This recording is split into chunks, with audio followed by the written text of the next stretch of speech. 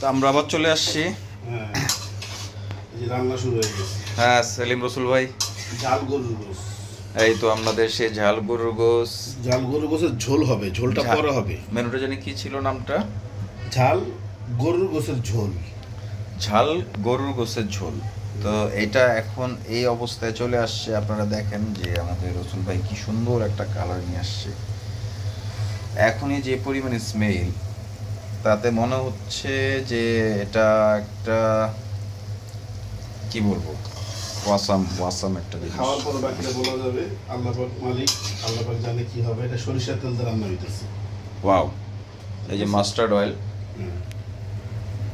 Mustard oil, এই তেল দিয়ে সেলিম ভাই ঘরোয়া ঘরোয়া গরুর গোসের ঝোল। ঘরোয়া গরু গোস্তের ঝোল হচ্ছে। তো আমরা আবার যদি আপনারা চান তাহলে আমরা এটা কি করতে পারি, পার্সেল না অনুষ্ঠানে সরবরাহ করতে এটা আমরা নেক্সট ভিডিওতে বলে দিব আর কি। আচ্ছা ঠিক আছে।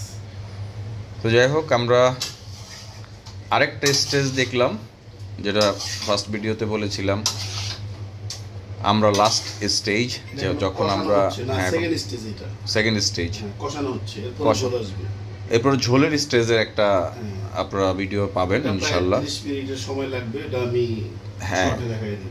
আর হচ্ছে তারপরে ফাইনাল একটা স্ন্যাপ থাকবে আমাদের রেসিপিটা সহজ।